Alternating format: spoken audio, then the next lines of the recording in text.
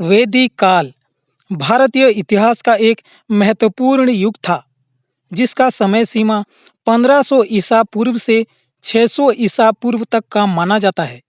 ऐसा माना जाता है कि वेदों ने ही इस काल को प्रमुखता दी थी, जिसमें ऋग्वेद, सामवेद, यजुर्वेद और अथर्ववेद शामिल हैं। समुद्र किनारों में ही दैहिक, भौतिक और आध्यात्मिक विकास हुआ।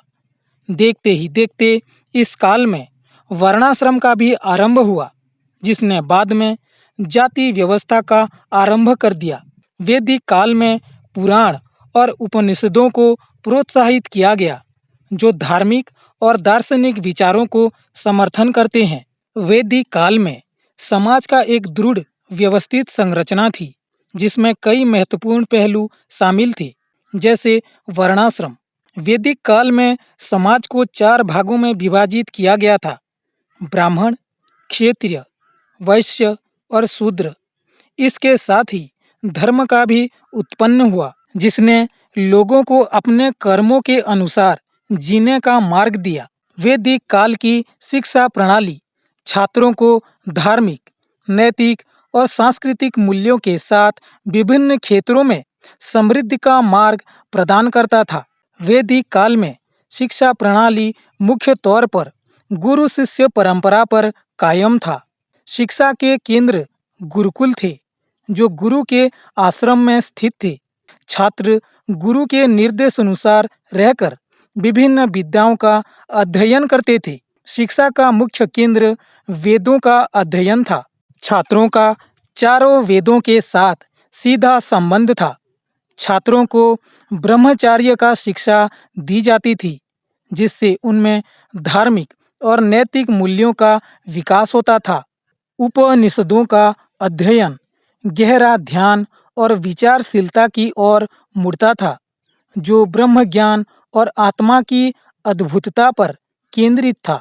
इसके अलावा छात्रों को कला, संगीत और शिल्पकला का भी अध्ययन कराया जाता था, जिससे उनमें सांस्कृतिक समृद्धि होती थी। वैदिक काल की स्वास्थ्य और चिकित्सा पद्धति बहुत ही व्यवस्थित था, जो समृद्धि, लंबी आयु और आत्मा के संतुलन की प्राप्ति के लिए केंद्रित था।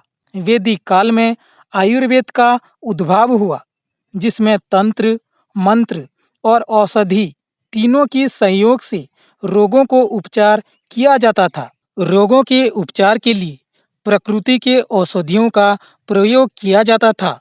योग और प्राणायाम का भी अभ्यास करवाया जाता था। लोगों को दीर्घायु, ताजगी और शारीरिक और मानसिक स्वास्थ्य को बनाए रखने के लिए अनुष्ठान किए जाते थे। समाज में जन कल्याण को महत्व दिया जाता था, जिसमें सभी वर्ग को समान रूप से स्वास्थ्य का उपचार मिलता था। वैदिक काल में कानून और अनुशासन का तंत्र एक समृद्ध सांस्कृतिक और धार्मिक दृष्टिकोण से संचालित होता था। समाज में प्रजा और राजा के बीच का संवाद कानूनी मामलों में महत्वपूर्ण था। राजा को अधिकार और कर्तव्यों का पालन करना होता था। राज्यों को संचालित करने के लिए मंत्रियों और पुरोहितों का सुझाव लिया जाता था। अपराधियों को दंड देने के लिए धर्मशास्त्र में दी गई प्रणाली का पालन किया जाता था।